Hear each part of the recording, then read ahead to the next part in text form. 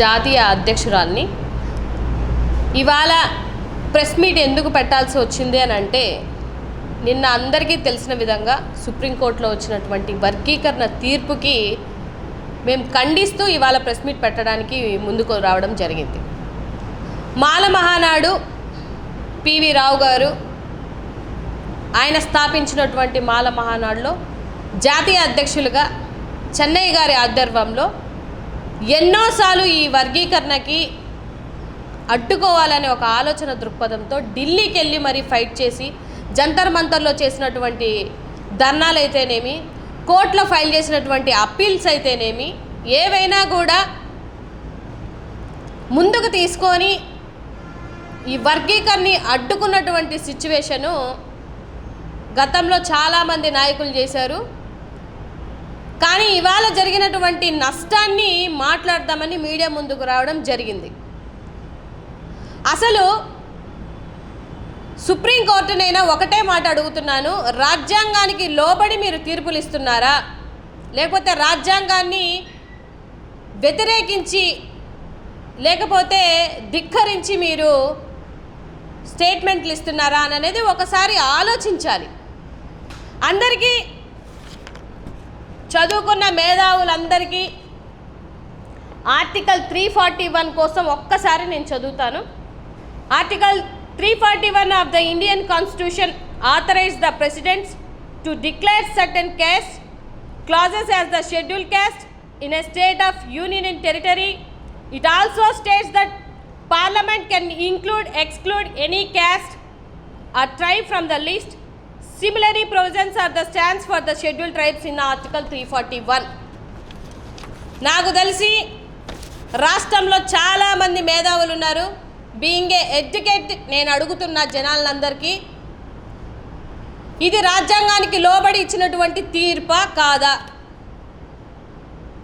ఏదో కమిటీ వేశారు, ఆ కమిటీలో 7 మంది ఉన్నారు, 7 మందిలో 6 మంది వర్గీకరణకి సానుకూలంగా ఇచ్చారు అంటే 6 మందిలో ఎస్సీ దళితులు ఉన్నాడా? ఒక్క మాట చెప్పండి, దళితులు ఉన్నారా?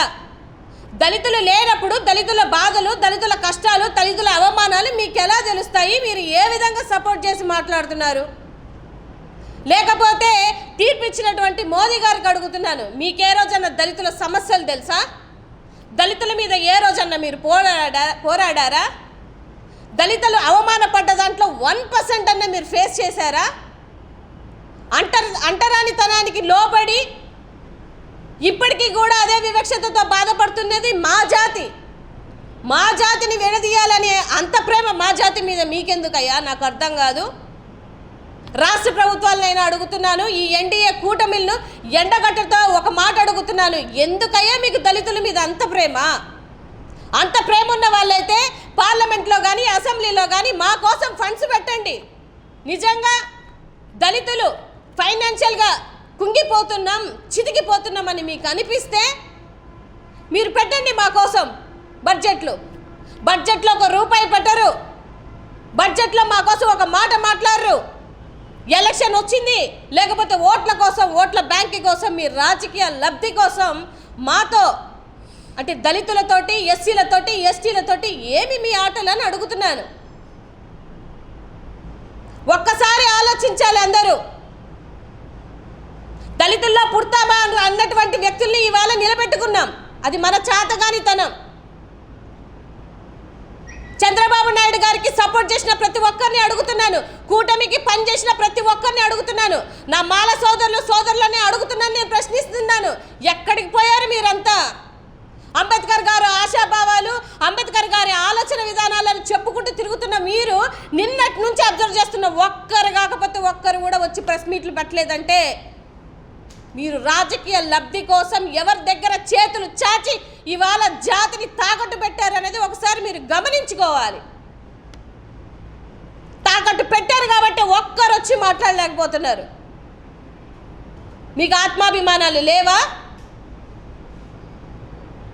ఒక పోరాటం చేయలేరా? ఆల్రెడీ ఎప్పుడో సుప్రీంకోర్టు కొట్టేసిన దాన్ని మళ్ళీ రీఫిల్ చేసి పెట్టారు అని అంటే అర్థం ఏంటి? లేకపోతే ఫెబ్బులో కొట్టేసిన దానికి చంద్రబాబు నాయుడు గారికి వచ్చి నేనే విడదీస్తాను అని ఓపెన్ స్టేట్మెంట్లు ఇచ్చారు అని అంటే వీళ్ళకి ముందుగానే తెలుసా? ఇప్పటికిప్పుడు వర్గీకరణ టాపిక్ తీసుకొని వచ్చి విడదీయాల్సిన అవసరం ఏమొచ్చింది అని అడుగుతున్నాను నేను.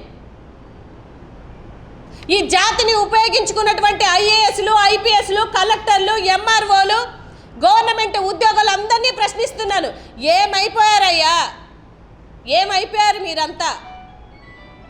గంటకి 1,00,000, గంటకి 1,00,00,000 ఇచ్చుకోలేక మనం ఇవాళ వాళ్ళు ఇచ్చినటువంటి ఏదైతే స్టేట్మెంట్కి మనం తల ఒగ్గాల్సి వచ్చింది. జాతి రిజర్వేషన్లు తీసుకున్నటువంటి ఏ ఒక్క నాయకుడికైనా, ఏ ఒక్క ఎంప్లాయీకైనా, ఏ ఒక్కరికైనా నేను అడుగుతున్నది సూటిగా ప్రశ్న, మీరందరూ జాతి కోసం 1% కూడా ఖర్చు చేయలేకపోతున్నారా? మందకృష్ణ మాదిగ లాంటి వ్యక్తుల కంటే పెద్ద పెద్ద కూటమికి సపోర్ట్లు ఉన్నాయి. 4 కోట్లు, 5 కోట్లు, 100 కోట్లు, 200 కోట్లైనా పెట్టి వాళ్ళు పెడుతున్నారు. మాలలకు ఎవరు సపోర్ట్ లేరా? మన పర్సంటేజ్లు ఎంత? మన ఓటు బ్యాంకులు ఎంత? 70 లక్షల మంది ఉన్నాం రాష్ట్రంలో. ఏమైపోయారు మీరంతా? ఒక్కసారి ఆలోచించాలి. ఎలక్షన్లో మీరు చేసింది ఎవరికి పనిచేశారు? వాళ్ళు ముందుగానే చెప్పారు కదా, కూటమి వస్తే మేము విడదీస్తాము, వర్గీకరణ చేస్తాము అన్నా కూడా మీరు వెళ్ళి ఓట్లు పనిచేశారు అని అంటే మీరు డబ్బుకి కక్కుర్తుబడి కులాన్ని అమ్మేశారు.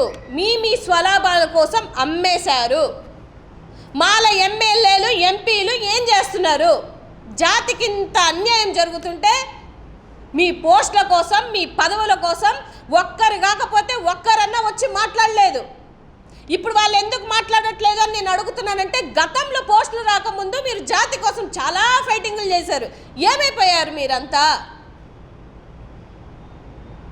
నాకన్నా పెద్ద పెద్ద మేధావులు ఉన్నారు, నాకన్నా ఎక్కువ కష్టపడిన వాళ్ళు ఉన్నారు. ఇవాళ ఎందుకు మీరందరూ నోరు మెదపట్లేదు అనేది నా క్వశ్చన్. చంద్రబాబు నాయుడు గారికి ఏ రోజు దళితుల మీద ఆయనకు ఒక మంచి అభిప్రాయమే లేదు. ఎవరైనా పుట్టాలి అనుకుంటారా అని అంటాడు, లేకపోతే మీకెందుకు రాజకీయాలు అంటారు. ఏ దళితులు రాజకీయం చేయకూడదా? ఇప్పుడు మీ కుట్రంతా ఏంటి? ఎక్కువ శాతం మాలలు ఉన్నారు, వీళ్ళలోనే ఎక్కువ ఐఏఎస్లు, ఐపీఎస్లు చదువుకుంటున్నారు. వీళ్ళని ఎండగట్టాలి, అనగదొక్కాలి, రిజర్వేషన్లు తీసేయాలని ఒక ఆలోచనతో చేసిన కుట్ర కదా ఇది. రేపొద్దున మా రాజ్యాంగానికి లేకపోతే మా పొజిషన్లకి వీళ్ళు అడ్డుపడతారు. ఎందుకంటే అంత ఐక్యమత్యంతో ఉంటున్నారు కాబట్టి మీరు విడదీయాలని అన్నదమ్ముల్లాగా ఉన్నటువంటి మమ్మల్ని విడదీశారు. లేకపోతే మా మీద ఏం ప్రేమ కాదు. రిజర్వేషన్లు ఉంటే మీకు వచ్చిన బాధ ఏంటి? ఓ పని చేయండి, రిజర్వేషన్లన్నీ తీసేసి ఓసీలో కలపండి మమ్మల్ని. దళితుల్ని ఓసీలో కలుపుకునేటువంటి అంత ఉదార హృదయం ఏ నాయకుడి కన్నా ఉన్నా సరే నేను కూడా యాక్సెప్ట్ చేస్తాను. ఉందా మీకు ఎవరికన్నా? పక్కన కూర్చోబెట్టుకోవడానికి కూడా ఇబ్బంది పడుతున్నటువంటి నాయకులు ఉన్నారు చాలామంది. మీరా మాట్లాడేది వర్గీకరణ కోసం లేకపోతే దళితుల కోసం? మేము అడిగామా? ఏమి ఓసీ క్యాస్ట్లలో, పెద్ద పెద్ద క్యాస్ట్లో, కులాలలో వర్గీకరణలు మీకు అవసరం లేదా? మా మీద ఎందుకయ్యా అంత ప్రేమ, అంత కపట ప్రేమలు మా మీద ఎందుకు అని అడుగుతున్నాను నేను. సో డెఫినెట్గా దీన్ని మళ్ళీ ఇచ్చినటువంటి ఏదైతే ఉందో సుప్రీంకోర్టుకి మళ్ళీ రీఫిల్ చేసి డెఫినెట్గా మేము అధిష్టానానికి వెళ్తాము, కోర్టుకి వెళ్తాము. కంపల్సరీగా ఎస్సీ వర్గీకరణ అనేది రాజ్యాంగానికి విరుద్ధం.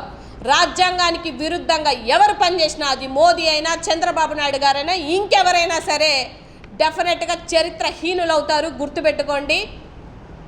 అంబేద్కర్ గారి ఆశాభావాలను ముందుకు తీసుకెళ్లాలనుకున్న ఏ నాయకుడైనా, జాతి కోసం పనిచేయాలనుకున్న ఏ నాయకులైనా ముందుకు రావాలి. మన జాతిని మనం కాపాడుకోలేని ఎడల మనం బతికున్న చచ్చినట్టే లెక్క అని ఈ సందర్భంగా నేను తెలియజేస్తున్నాను. డెఫినెట్గా రాబో రోజుల్లో దీన్ని ఉద్రిక్తం చేస్తాము, దీన్ని డెఫినెట్గా జనాల్లోకి తీసుకెళ్తాము. మా జాతి కోసం మేము పాటుపడతాము. మా జాతిని మేము కాపాడుకోవడంలో ఏ ఒక్కరోజు కూడా వెనక అడుగు వేయమని ఈ సందర్భంగా తెలియజేస్తూ